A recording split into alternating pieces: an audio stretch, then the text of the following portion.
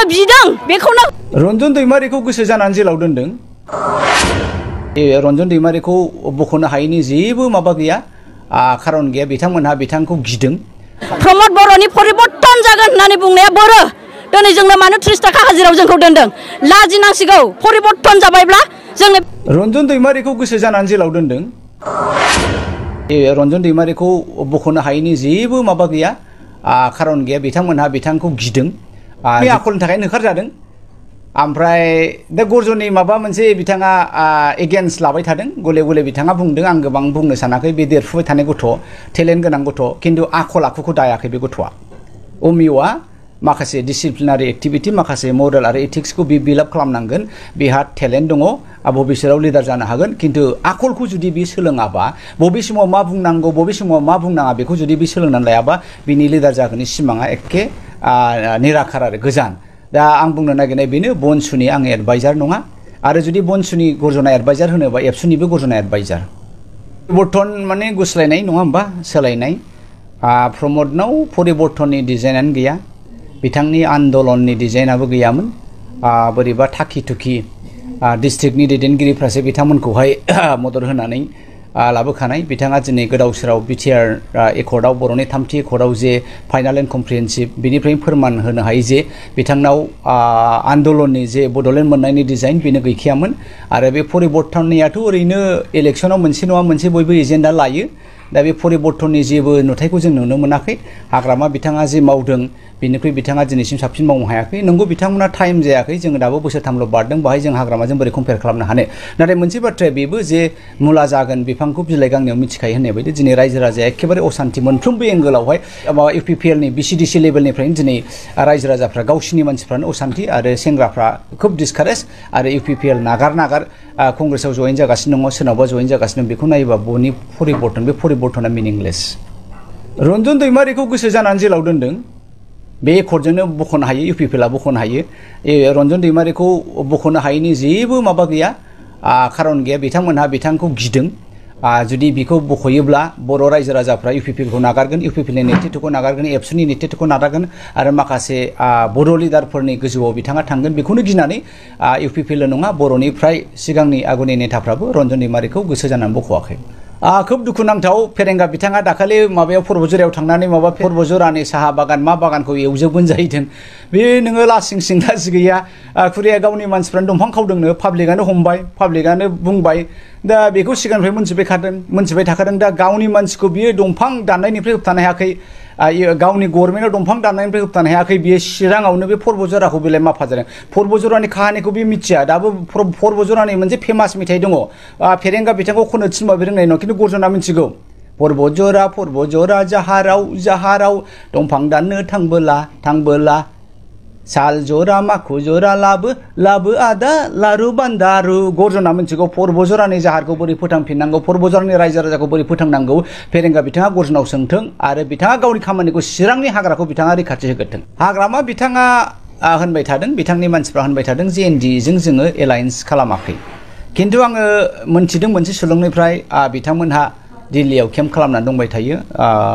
चन्दन ब्रह्म बिथांबो दङ हाग्रामा बिथांबो दङ बिथांनि माखासे नेतामोन दंजोबो मिथिनायाव बिथांमोना कंग्रेसजों एलायन्सनि माखासे खायदा बायदाखौ खालामहैबाय थादों आं बुंनो साननाया बेनो जे हाग्रामा बिथाङा बिटिसिआव बिराद दले बले गिलु बालु पावारफुल मोनसे डेम' खालामबाय थादों दा बेखौ बुंदों जे रायजो राजाया जोंजों ज' जाबाय थादों दा बिथांमोना कंग्रेसनि एलायन्सखौ नागिरबाय थादों मिथिगौ दे सिं सिं बिथांमोनहा जे कंग्रेस आसान्दियाव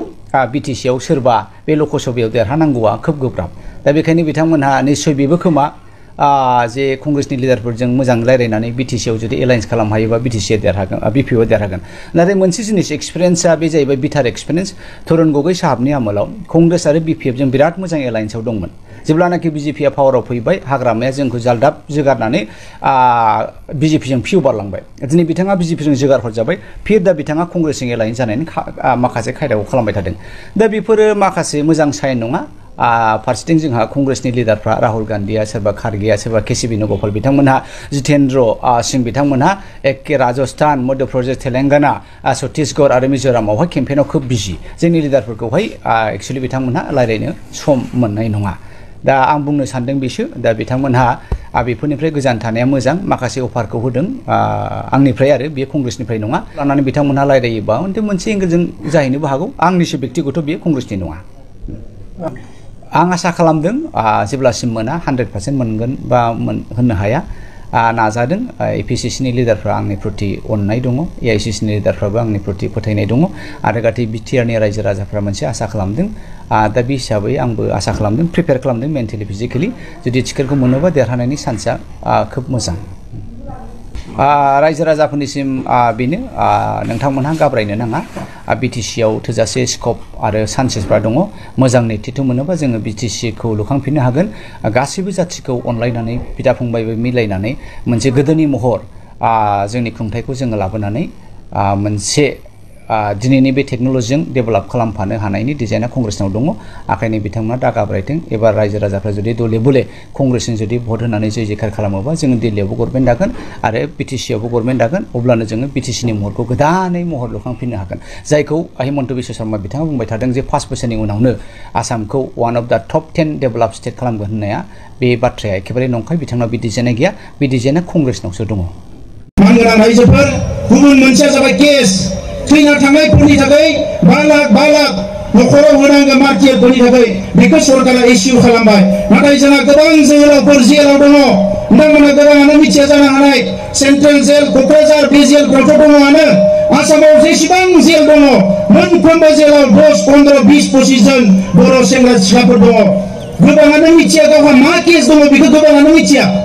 दा जों दिनै जायफ्रानिकि दिनै हारिनि थाखाय खामानि मावनो फैदों जोङो जोंनियाव दायित्व फैबाय दिनै बै सेंग्रा सिख्लाफोरखौ जेलनिफ्राय बरननानै बिमाफोरजों बिब'फोरजों गावनि न'खराव जोङो लाबोनानै होफैनो हानांगोन अब्लासो बर' आन्दलना साक्सेस जागोन मोनसे समाव सरकारा फोसावबाय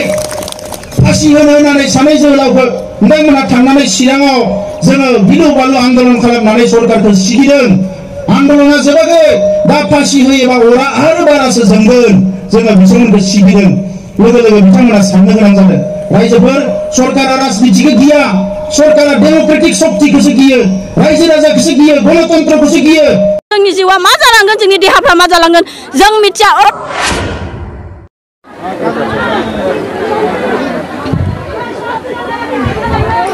जों दिनै 1 थारिखनिफ्राय दिनै 4 थारिख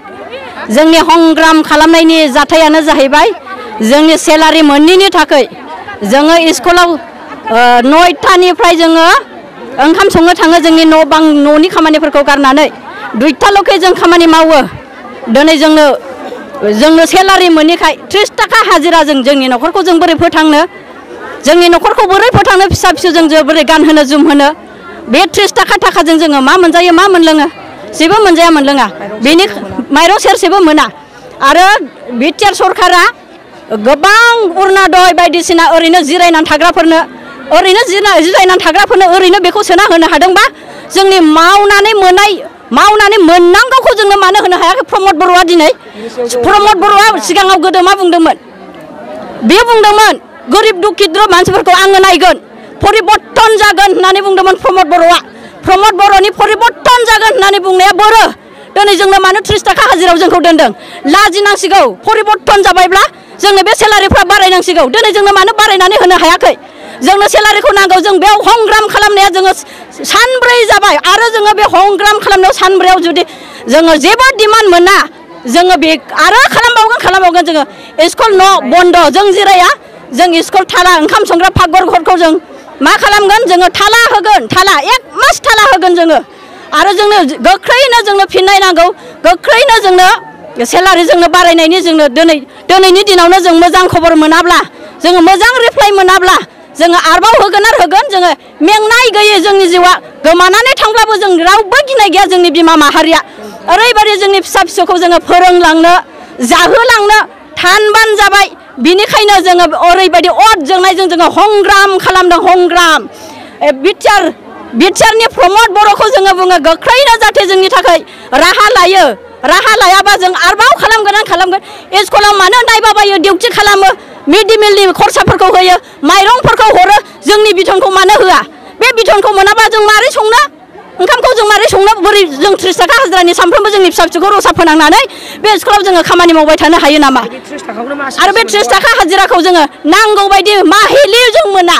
समनि गेजेराव अबेबा मासनि गेजेराव मोनो जोङो मास मोननैनि होगोन 6 मास 7 मास पेन्डिं जागोन जों बिदिजों न'खरखौ मारै फोरोंनो प्रमद बर'नि फिसाफ्रा बेसेबांबा गोजौ लेभेलाव फोरोंनानै दङ जोंनि फिसाफ्रा स्कुलाव ओंखाम संनानै दिनै लेखा रोंनांगौ गैया नामा जोंनि फिसाफ्रा जों माब्रै जोङो फोरोंलांगोन जोंनि फिसा फिसौफोरखौ माजों जाहोलांनो जोङो सानफ्रोमबो 24 घन्टा स्कुलाव जोङो खामानि मावनांगौ खनसे संहैयाबानो ओरैबायदि स्ट्रिक्ट मास्टारफ्रा जोंखौ रायो एसेबां जुदि स्ट्रिक्ट खालामोबा जोंनि बेथनखौबो स्ट्रिक्ट खालामनांगौ जोंनो नांगौ रोखोमनि होनांगौ जोंनो नांगौ 10,000 मासाव जोंनो नांगौ जों बांद्रायबो बियाखै 10,000ल' बिदों जोङो बेखौ मानो होआ सानफ्रोमबो खाथिनायखौ नायोबा जों बेखौ मोननांगौ गोनां जोङो मानो मोना बेनिखायनो जोङो प्रमद बर' बिटिआरखौबो जों खावलायदों गोख्रैनो जाहाथे जोंनो बे 10,000 बेथनखौ गोख्रैनो जोंखौहाय आखायाव लायो आरो एक्सेप्ट खालामो एक्सेप्ट खालामा जुदि जोङो आरोबाव मास मोनसे जोङो थाला बन्द खालामगोन स्कुल ओंखामखौ संनाय नङा जोङो सात्रफोरखौ जों रसा फोनांगोन सारा मा राहा लायो जोङो बिनि बुंनांगौआ बेनो आरो बुंदों हेमन्त बिश्व शर्माया गिदिर गिदिर प्रग्राम बायदिसिना बानायबायो दिनै जोंनि सेलारिखौ मानो होनो हायाखै बे माबाया